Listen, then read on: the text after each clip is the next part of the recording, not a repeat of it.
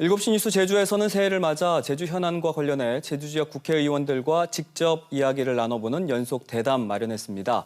오늘 첫 순서로 제주시을 김한규 국회의원 만나보겠습니다. 의원님 안녕하십니까? 네, 안녕하십니까. 김한규입니다. 네, 먼저 제주 도민들께 새해 인사 좀 전해주시죠. 네, 사랑하는 도민 여러분, 새해 복 많이 받으십시오. 올해 비록 경기 침체로 어려움이 있겠지만 그동안 우리 국민들이 과거의 난관들 슬기롭게 극복했던 점을 생각하면 올해도 힘을 합치면 잘 이겨낼 수 있을 거라고 생각합니다. 저 김한규도 최선을 다해 함께하겠습니다. 네. 보궐선거 당선 이후에 이제 국회의원으로 6개월이 지났는데 짧은 시간이었던 것 같아요. 그래도 지난 시간 스스로 평가를 해보신다면요. 네, 최소한 성실히 일했다라고 자부할 수는 있는 것 같습니다.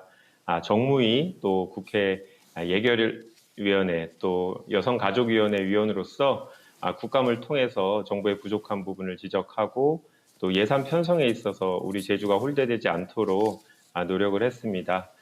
비록 6개월의 짧은 기간 초선이지만 성실히 최선을 다했다라고 스스로 자부하고 있고 올해는 더 나은 성과를 내도록 노력하겠습니다. 네, 알겠습니다. 지난해 제주 4.3은 국가 보상금 지급을 시작하면서 완전한 해결에 한 걸음 나아갔다라고 볼 수 있는데 의원님께서도 4.3 유해 발굴 등 관련 예산 20억 원도 추가로 확보하시는 등 역할도 하고 계시잖아요. 그래도 해결해야 할 과제는 남아 있는데 관련해서 혹시 올해 계획이 있다면요? 네, 완전한 해결을 위해서는 아직 좀 갈 길이 남아 있지요. 보상금 관련해서 실질적인 유족인데 가족관계 등록부에 등재되어 있지 못한 분들, 이분들을 위해서 관련 시행령이 개정되어야 되고 또 그리고 대법원 규칙은 바뀌어졌습니다만 예규가 아직 개정되지 않았습니다. 올 상반기까지 개정될 수 있도록 관련 부처와 협의를 하겠습니다. 그리고 또 제가 법조인이다 보니 법원 판결과 검찰의 직권재심 분야에 관심이 많은데요.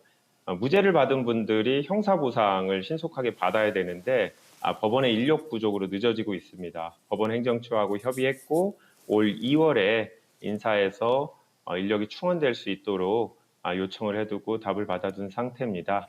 그리고 직권재심 관련해서는 과거에 군사재판만이 아니라 일반 재판까지도 직권재심이 시작이 됐습니다만 관련 법령이 없다 보니까 부족한 부분이 있습니다.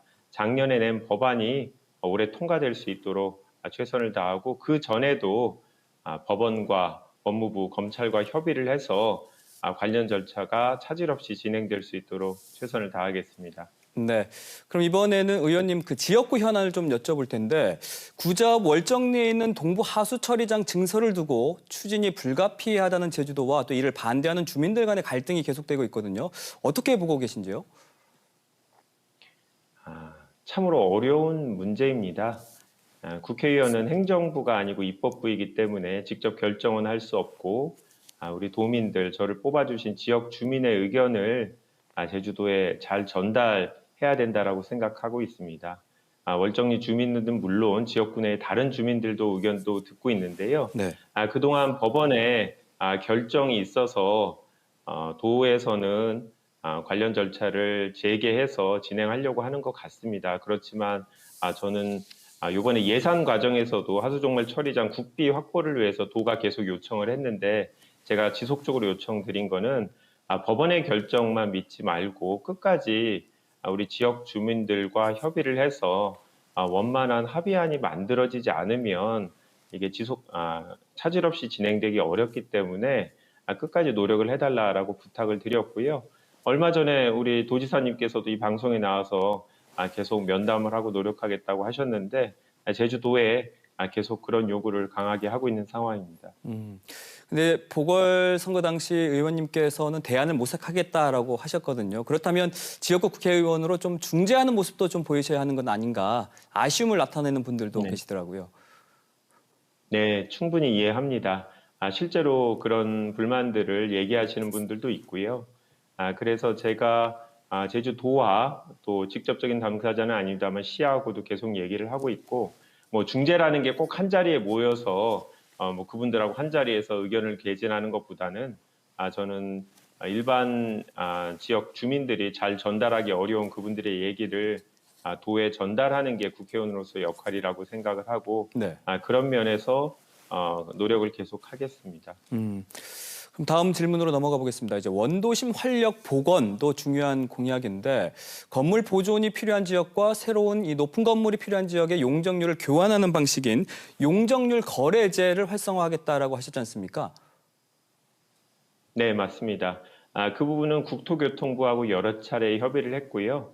용적률 거래제 자체는 국토교통부도 크게 반대하고 있지 않습니다. 다만 중요한 거는 그를 통해서 실제로 투자를 할 수 있는 건물을 새로 지을 수 있는 분들이 필요한데 지금 경기 침체 때문에 실질적인 좀 어려움이 있을 것 같기는 합니다.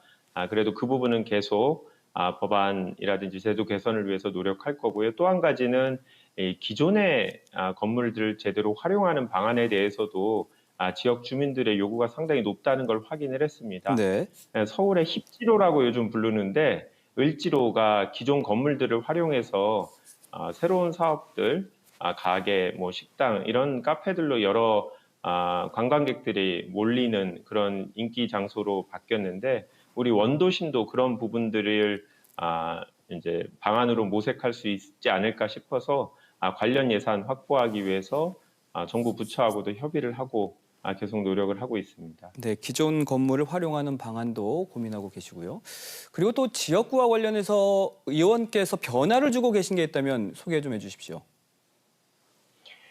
사실 도민들 입장에선 구체적으로 뭐 어떤 예산이나 법안 이런 부분들만 생각하실 수 있겠는데 저 개인적으로는 정치 개혁에 대한 조그마한 노력을 계속 하고 있습니다. 잘 보이진 않습니다만 아직까지도 안타깝게도 기업들이 국회의원들에게 법안 등을 통한 법안들을 유리하게 하기 위한 로비들이 상당히 아직 많은 상태고 지역에서도 힘 있는 유지분들 또는 정치권에 있는 분들의 민원들을 해결하고 이분들하고 어떤 가까운 관계를 유지하면서 정치를 해야 되는 이런 문화가 아직도 우리 사회에 많이 있는 것 같은데요. 네네. 국민들한테 다 하나하나 그런 어려움을 얘기할 수는 없습니다만 그런 보이지 않는 노력을 하는 것도 제가 젊은 정치인이 해야 될 역할이라고 생각해서 그런 부분 이제 노력을 하고 있습니다. 또 한 가지 저는 뭐 삶의 질에 대한 얘기를 선거 때부터 얘기했는데 제가 이번 예산 때 해녀의 전당 새롭게 예산 확보해서 건물을 지을 예정입니다만 그런 보여지는 건물보다도 그동안 제가 말씀드렸던 뭐 경력 단절 여성이 경제 활동을 복귀할 수 있도록 하는 부분, 육아에서 부담을 드리기 위해서 학교 돌봄 시간을 연장하는 부분, 이런 부분에 대해서 집중을 해서 우리 일반 국민들, 도민들의 삶이 조금씩 나아질 수 있는 이런 작은 부분도 신경을 쓰고 있습니다. 네. 국회의원으로도 중요한 활동이 입법 활동인데 지금 의원님께서 지금까지 법안 5건을 대표 발의하셨더라고요. 핵심만 좀 소개해 주신다면요. 한 두 가지만 좀 말씀드리겠는데요. 프랜차이즈 가맹점의 피해를 막기 위한 법안을 냈습니다. 필수 품목이라고 가맹본부로부터 무조건 사야 되는 품목들이 있는데 네. 이게 불합리하게 넓게 책정되는 부분이 있어서 이걸 합리적인 범위로 조정할 수 있도록 법안을 냈고요. 또 한 가지는 전세 사기 방지법입니다. 최근에 전세 사기 피해 관련 뉴스가 많이 나오고 있는데 집주인이 세금을 체납된 상태에서 임대차 계약을 체결하지 못하도록 공인중개사들이 그러한 점을 확인해서 임차인한테 알려서 전세 사기를 미연에 방지할 수 있는 법안 제출해 둔 상태입니다. 그런데 지금 시간이 부족해서일까요? 5건 모두 국회 계류 중이거든요. 왜 그럴까요? 이거는 참 우리 국회의 창피한 부분이라고 말씀드릴 수 있는데요. 네. 아주 시급한 법안이 아니면 통상 법안이 한 1년 6개월 정도가 돼야 그때서야 논의가 진행됩니다. 너무 많은 법안들이 나오고 법안으로 국회의원들의 실적을 평가하는 문화가 있다 보니까 숫자로 이렇게 실적을 보여주려고 하는 부분이 있어서 불필요한 법안도 사실 많습니다. 그런데 제가 낸 법안들이 뭐 특정 정파를 위한 정략적인 법안이 아니기 때문에 지금과 같은 여야 간의 갈등이 심한 상태이긴 합니다만 선배 동료 여러분들 잘 설득해서 임기 내에 꼭 처리될 수 있도록 노력하겠습니다. 네, 기대해 보도록 하겠습니다. 자, 새해에는 또 어떤 활동을 하실지가 궁금한데 먼저 제주 지역과 관련해서 중점적으로 들여다보거나 활동하실 현안은 뭘까요? 제가 작년에는 뭐 4.3 희생자, 뭐 해녀, 그다음 1차 산업 종사자, 교육 이런 부분에 관심을 가졌는데 올해는 청년, 청소년 부분들에 대해서 좀 더 관심을 가져보려고 합니다. 각각 2월에는 제주 청소년 연설대전을 개최할 예정인데요. 작년에 국회에서 전국 청년 연설대전을 개최했는데 이 과정을 통해서 저희가 몰랐던 새로운 얘기들이 많이 나왔습니다. 이번에 2월에 제주도 국회의원 3인이 공동으로 주최하는 제주 청소년 연설대전을 통해서 우리 청소년들이 원하는 대한민국 또 제주도의 미래에 대한 이야기를 듣고 그 과정에서 보다 많은 정치인과 행정부의 공무원들이 이들의 목소리에 집중할 수 있도록 관심을 가질 수 있도록 그런 분위기 조성하고 1년 동안 특히 제주 청년과 청소년들의 삶에 대해서 관심을 많이 가질 예정입니다. 네. 의원님께서 또 새해를 전망하면서 경제를 걱정하셨습니다. 걱정만큼 이를 극복하는 것도 중요한 역할이 될 수 있을 텐데 경제와 관련해서 국회에서 세미나도 자주 여시고 그러지 않습니까? 혹시 어떤 역할을 기대할 수가 있을까요? 네, 경제정책은 기본적으로 뭐 행정부가 하는 거지요. 하지만 그게 행정부만의 일은 아니고 입법부도 관심을 가져야 되는 부분입니다. 안타깝게도 전문가들은 짧게는 올해 상반기, 길게는 내년까지 경기 침체가 있을 것이라고 예정하고 있습니다. 제가 국회 정무위 소속이기 때문에 금감원, 금융위, 산업은행 등의 경제기관들을 많이 관장하고 있는데요. 정부 정책이 부족함이 없는지 입법부의 구성원으로서 지적하고 보완해서 국민들의 삶의 질을 조금이라도 나아질 수 있도록 그 분야에서 입법부의 구성원으로서 최선을 다하겠습니다. 그럼 올해도 경제와 관련해서 뭐 국회에서 세미나 계속 여실 계획이십니까? 네, 지금 제가 세미나를 시즌 3까지 이렇게 진행을 하고 있는데요. 그 다음 시즌까지 진행을 하고 제가 올해는 에너지 관련된 부분에 대해서 조금 더 노력을 하려고 합니다. 제주도 같은 경우에는 해상 풍력 발전을 포함해서 재생에너지에 대한 관심이 높은데요.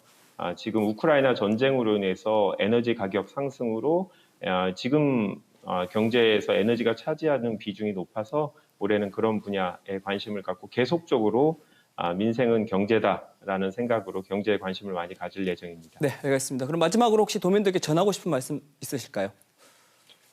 최근에 저희가 여러 가지 여론조사를 보니 또 자체 여론조사도 했습니다만 국민들이 정치 개혁에 대한 요구가 참 많은 것 같습니다. 안타까운데요. 아직까지도 우리 국민들의 신뢰를 받지 못하고 있는 게 우리 정치 영역이기 때문에 국민들이 조금이라도 정치에 대해서 긍정적으로 생각할 수 있도록 저부터 소신을 갖고 바른 정치를 하도록 노력하겠고요. 저만이 아니라 제가 속한 당, 국회 전체가 잃어버린 국민들의 신뢰를 되찾을 수 있도록 올 한 해는 그런 부분에 집중하겠습니다. 네, 알겠습니다. 앞으로도 계속해서 국회에서 제주를 위한 또 국민을 위한 활동 부탁드리겠습니다. 오늘 말씀 여기까지 듣겠습니다. 고맙습니다. 네, 감사합니다.